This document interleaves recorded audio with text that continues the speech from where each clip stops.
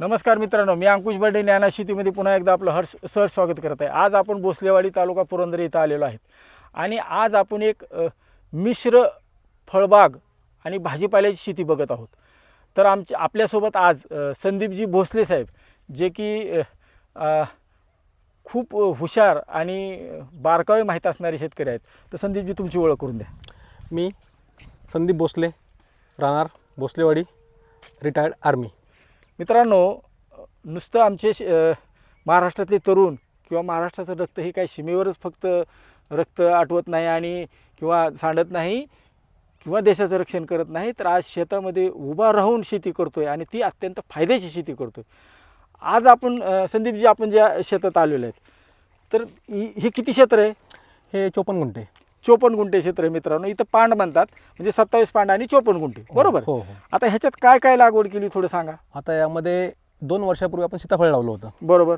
आणि त्या सीताफळाबरोबर आपण पपई लावली पहिलं होती। पीक पपईचं घेतलं होतं आणि कलम बारीक असल्यामुळे आपण त्यामध्ये जो मधला गॅप आहे, हा, मधल्या गॅपमध्ये कोथिंबीरीचा तरवा केला होता। बर। मग त्यावेळेस कोथिंबीरीचे किती पैसे झाले? कोथिंबीर त्यावेळेस सरासरी आपल्याला एक 22 ते 23 हजार गड्डी सापडली होती, हां, आणि जेणेकरून आपण 11 रुपयाने गड्डी दिली होती। बर बर बर। 60-65 हजार रुपये नाही, जास्त जास्त झाले, जो 2.25 लाखाच्या आसपास। 2.25 लाख रुपये। बर। तर आता मला सांगा, आपण त्या आर्थिकचं पुढं नंतर बघू। आता ही सीताफळ किती बाय कितीवर लागवड केली? आता सीताफळ 14/10 14 बाय 10 लागवड केली आपण। 15 बाय 10 वगैरे म्हणतो, बरेच लोक 12 बाय 8 वर बी लावतात, पण तुम्ही अंतर चांगलं ठेवलेलं आहे, पुढे जाऊन तुम्हाला सीताफळाला फायदा होईल। आता त्याच लाईनमध्ये तुम्ही वांग्याचं आत्ता लावले, बरोबर? अगोदर जिथं कोथिंबीर केली तिथं वांग घेतलं, आणि 2 लाईनमध्ये तुम्ही पपई लावली, हो बरोबर? 4 सीताफळांच्या मध्ये सेंटरला पपई, 4 सीताफळाच्या, 2 3 4 4च्या मध्ये। आणि मग वांगीचे कसं लावले? 4 झाडांच्या मध्ये पुन्हा वांग, नाही पपई, पपई, बरोबर? पपईच्या बाजूला एक वांग, त्या बाजूला एक वांग, आणि 2 सीताफळाच्या मध्ये एक वांग। बघा, म्हणजे कृषी विद्यापीठ कुठं आहे आणि प्रगतशील शेतकरी कुठं आहेत याच्यावरच विचार करा। त्यांनी इतकं सुंदर नियोजन केलं आहे की आज मी जवळपास अर्ध्या प्लॉटच्या पुढं आलो आहे। कुठल्याही झाडाला अडचण होत नाही, बरोबर आहे? अजिबात नाही, अजिबात नाही। तर एखादा शिकलेला माणूस जर शेतीत आला आणि चिकित्सकपणे शेती केली तर काय होऊ शकतं, ह्याचं एक जिवंत उदाहरण आपल्यासमोर आहे। तर मग मला, आपण पहिलं जे पपईचं होतं, पहिल्या वर्षी तर सीताफळाचं काहीच नाही। मग त्यावेळेस त्याला काय की आपण अंतर तर बघितलं, मग त्याला काय छाटणी वगैरे सीताफळाची कशी केली? नाही, सीताफळाचे रोपडे होते, हां, त्यामुळे सीताफळ आता सध्याच्या कंडिशनला 2 वर्ष झाडं झालेली आहेत, बरोबर? 2 वर्ष पूर्ण, म्हणजे 2-2.25 वर्ष। त्याला काय धरलं बहार बीर या वर्षी? हो, हां, प्रॉपरली बाहेर न धरला आपण, पण जे येईल ते, आपण पपईला रोटर मारला बरोबर? पहिल्या पपईला रोटर मारल्यानंतर आपण लगेच घाई गडबडीमध्ये सल्फर, हां, बरं, सल्फर सोडलं आणि पूर्ण क्षेत्र ओलं करून घेतलं, बरोबर? हां, परत सरासरी 10 दिवस जाऊन दिले, 10 दिवसानंतर बेड काढले आणि लगेच कलिंगडाची लागवड केली। बरं, कलिंगड लागलं आणि कलिंगडचे वेल सुटले, त्यामध्ये मिरची लावली। बरं, ऐका मित्रांनो, हां, ते दोन्ही पिकं काढली। हां, त्यानंतर आपण 13 जुलैला हां, आणि 14 जुलैला, हां, 13 जुलैला वांगी लावली आणि 14 जुलैला पपई लावली। म्हणजे आतापर्यंतच्या ह्या 54 गुंठ्यामध्ये त्यांनी किती पिकं काढली त्यांच्याकडूनच आहे का, आपण त्याचा हिशोब नंतर करू। आता हे जे तुम्हाला काय अडचण तर वाटत नाही? अजिबात नाही, कुठल्याही पिकाची मलाही काय वाटत नाही, की म्हणजे कमीत कमी क्षेत्रावर त्याचा उपयोग कसा घ्यायचा। नुसतं सीताफळ लावलं किंवा मध्ये सोयाबीन केलं, खूप मंडळी असं करतात, मूग उडीद करतात, सोयाबीन, पण त्यांच्याकडं, आणि मित्रांनो जमीनचं पाहिली तर मुरमाड जमीन आहे, हलकी जमीन आहे, हलकी जमीन आहे, निचऱ्याची जमीन आहे, चांगली जमीन आहे, पाण्याला चांगला रिस्पॉन्स देऊ शकते, खताला रिस्पॉन्स चांगला देऊ शकते। आता मला सांगा, पहिले तर आपण म्हणलं 2-2.25 लाख रुपये याचा खर्च आला, कोथिंबीरीचं उत्पन्न आलं, त्याच्यानंतर आपण कलिंगड लावलं होतं, पपईचे किती पैसे झाले? पपई आपली सरासरी मागच्या वर्षी रोजामध्ये चालू झाली होती, ह्या वर्षी फेब्रुवारीमध्ये संपली, जानेवारीमध्ये संपली, जानेवारीमध्ये, हां, एक 2-3 जानेवारीच्या आसपास। हां, हां, तर वर्षभर मी मार्केटला होतो, पर डे 20-22 कॅरेट तोडायचो, आणि सरासरी मला सुरुवातीला 400 पासून ते लास्ट 800 पर्यंत रेट भेटले। म्हणजे 400 किलोला किती झालं? कॅरेट वरती द्यायचो, कॅरेटवर जायचं, पण अंदाजे किती माल बसतो? एक सरासरी 18 किलो कॅरेट भरायचं ते पूर्ण भरून सीग लावायचे तुम्ही, कारण त्याला एकावरती कॅरेट मान लेवल 18 किलोला 400 पासून हायस्ट किती भेटला? 800 रुपये। मग किती कॅरेट गेले सगळे? सरासरी माझ्या या क्षेत्रामध्ये जवळजवळ 1200 कॅरेट क्रॉस झाले। बरं, आणि त्याचे पैसे किती झाले? जवळजवळ 15 लाख क्रॉस झाले, फक्त पपईचे? फक्त पपईचे। बरं, पपई निघाल्यानंतर म्हणजे विश्वास बसणार नाही आणि माझाही बसत नाही. परंतु ते म्हणजे तुम्हाला आणि मला काय वेगळं सांगायची, वाढवून सांगायची काही त्यांना गरज नाही. ते त्यांचा अभ्यास आहे. आणि माझं प्रॉपरली आत्ता जरी वांगी आहेत ना, हं. वांग्याची आत्तापर्यंत माझी 113 कॅरेट गेली. नाही, आपण पूर्ण आता पर डे लिखितमध्ये आहे. आता काय करू आपण, जे घेऊन जातो ना पर डे. पपई झाल्यानंतर तुम्ही कलिंगड लावलं. कलिंगड लावलं. कलिंगड ह्या 54 गुंठ्यामध्ये किती झालं? कलिंगड सरासरी 27 ते 28 टन लावलं होतं. 27 टन. हं. म्हणजे 15 एक टन एकरीच्या हिशोबाने. हां नाही जास्त झालं, 20 एक. हां 18-20 म्हणजे बरोबर चांगलं उत्पन्न हो, आलं त्याला. 70. निखळ लावल्यासारखं हो, आलं हो. 15 टनाची वर. हो हो. मग त्याचे किती पैसे झाले? ते सरासरी आपण 11 रुपयांनी जागेवरतीच दिलं होतं. बर, चांगला 11 होता. रुपये किलोनी जागेवर दिलं होतं. मग त्याचे एक 2-2.5 लाख रुपये. हो, ते पण 2-2.5 लाख रुपये. आता त्याच्यानंतर पुन्हा ती त्यामध्ये काढल्यानंतर मिरची होती. मिरचीचं हिरवी मिरची. हिरवी मिरची लावली. हो. मिरचीमध्ये आपला सर्व खर्च निघाला. मिरचीला मार्केट कमी होतं हां हां. आणि मिरचीच्या कलमामध्ये जर आपली फसकत झाली, बर बर. आपल्याला जे कलम पाहिजे पाहिजे ते होतं मिळालं ते नाही. नाही भेटलं. मिरची भेटली शॉर्टमध्ये. हम्म. शॉर्टमध्ये त्यामुळं तुम्हाला ते तिखट नको होती, कमी तिखटाची. तिखटच पाहिजे होती. बरं. आपले काय सितारा सांगितलं आपल्याला, नाही AK-47 सांगितली होती त्यांनी. हां. आपल्याला दुसरीच दिली त्यांनी. बर बर बर. म्हणून मित्रांनो आपण वारंवार म्हणत असतो की तुम्ही जी रोपवाटिकेतून कलम रोपं आणता त्याची अगोदर ऑर्डर द्या. तुम्हाला 2 महिन्यांनी लावायची, 1.5 महिन्यांनी लावायची, तर ऑर्डर द्या. आणि खात्रीचा विश्वासू रोपवाटिकाधारक असला पाहिजे, हे आमचं कायम सांगणं असतं. कारण अशी एखादी फसगत गेली तर 2-4 लाखाचं हो. नुकसान होतं. आता आमच्या गावामध्ये जेव्हा पपईचं प्रोडक्शन काढलं, हां. अगोदर पण लोकांनी भरपूर बागा केल्या होत्या, हम्म. पण अशा प्रकारे सक्सेस नव्हते झाले. बरोबर त्यानंतर आमच्या गावामध्ये आता 9 ते 10 लोकांनी बरोबर. प्लॉट केलेत. आता आणि आपण वांग्याचं बोलू. वांग्याचं वाण कुठलं आहे? वांगे सुपर गौरव, सुपर गौरव आहे. आणि पपईचं वाण? पपईचा 15 नंबर. सीताफळ? सीताफळ आपलं पुरंदर. स्थानिक, पुरंदरचं. बरं. आणि कलिंगड कुठलं लावलं होतं वाण? कलिंगड आपलं मेलेडिओ.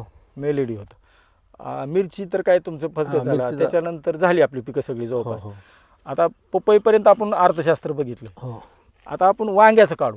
हो. वांग्याला किती म्हणजे किती माल निघाला आता तुम्ही बोलत होते? आतापर्यंत वांग्याला म्हणजे जसं पावसाळ्यामध्ये हम्म.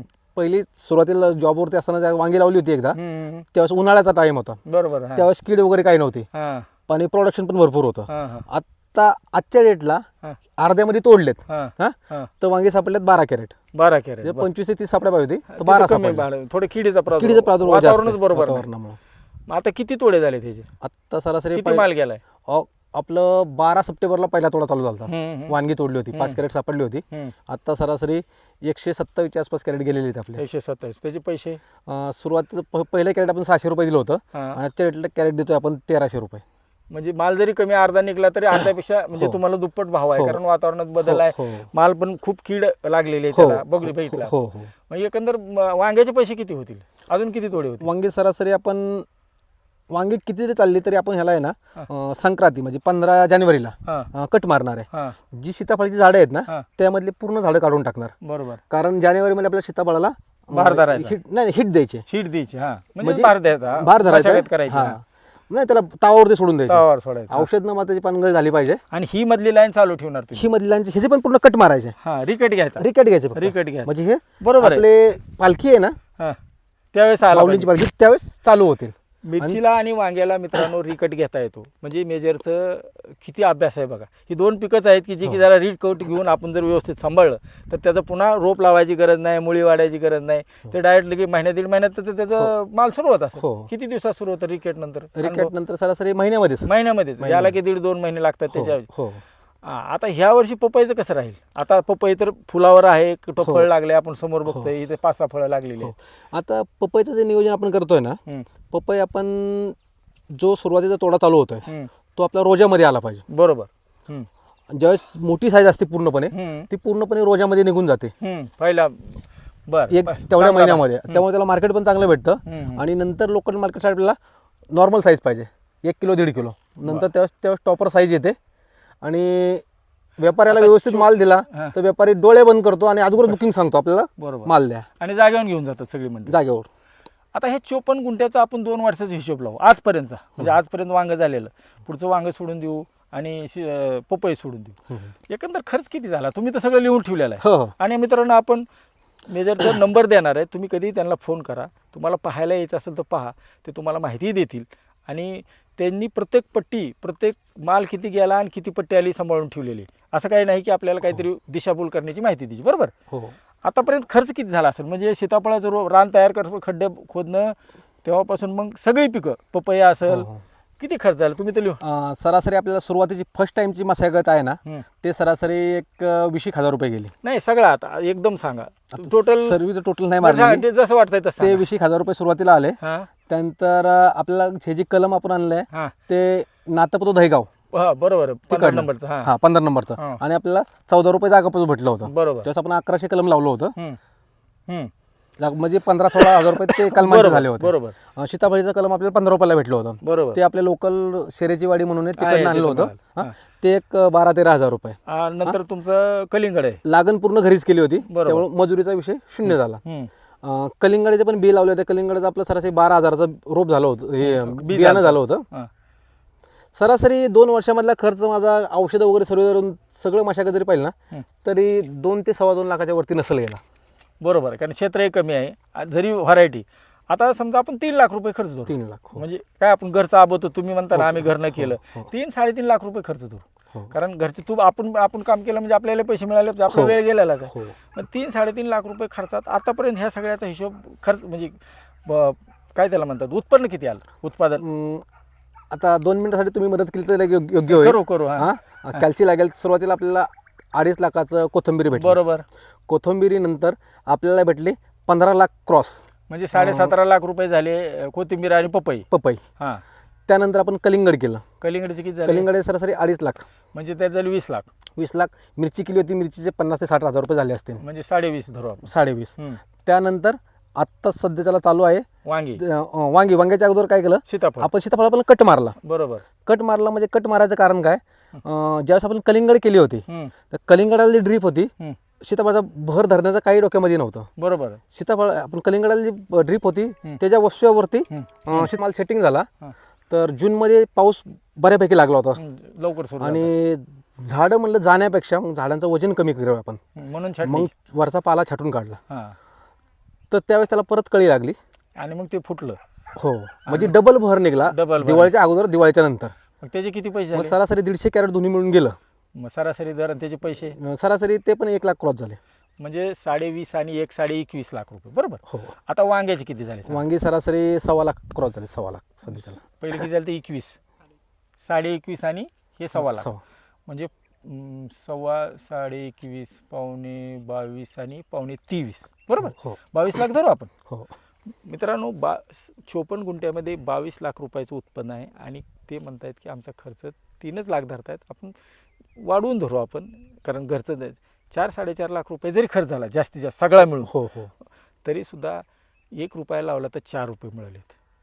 याच्यापेक्षा चांगली शेती काय असू शकते? मेजर तुमच्या कामाला आमचा हात जोडून दंडवत आणि धन्यवाद सर. नमस्कार. धन्यवाद सर. मित्रांनो त्यांनी इतकं बारकाईने अभ्यास केला. ह्या प्रत्येक झाडाला 2 लॅटरल ठेवलेले आहेत, त्या इनलाईन लॅटरल ठेवलेत. आम्ही घसा कोरडा करून सांगत असतो त्याचा लॅटरलचा डिस्चार्ज कमी पाहिजे, कमी पाणी द्या, वारंवार पाणी द्या. म्हणजे खर्च कमी करण्यासाठी शेतकरी प्रत्येक गोष्टीमध्ये काहीतरी ॲडजस्टमेंट करतो, खर्च कमी करायचा प्रयत्न करतो. हो. परंतु पिकाला कसं लागतंय, जमिनीला कसं लागतंय हा विचार करत नाही. मला सोपं कसं पडतंय बरोबर आहे. तशाप्रमाणे करतो आणि मग तो तोट्यात जातो, किंवा चुकीच्या पद्धतीने केलं तर तोटा किंवा नुकसान होणारे उत्पादन मिळणारच नाही. तर खरंच ज्ञानाच्या शेतीच्या वतीनं खरंच आपलं धन्यवाद मेजर. आपल्यासारखे शेतकरी जर असेल म्हणजे दिशादर्शक तर राहतीलच, पण माझा हा पुरंदरचा शेतकरी कुठल्याच देशाच्या उत्पादकतेमध्ये कमी राहणार नाही. फक्त थोडं जर ज्ञानाची, जसं मेजर करतात त्यांनी ज्ञानाची कास धरली आणि शेतीमधले सगळे बारकावे समजून घेतले. शेती ही शिकून करावं लागते, अभ्यास करून करावं लागते, बघून करावं लागते, बारकावे समजून घ्यावं लागतात. एवढं जरी केलं तर मला वाटतं ज्ञानाची शेती होईल आणि माझा प्रत्येक शेतकरी हा शेती फायद्याची करू शकेल. धन्यवाद. Thank you sir.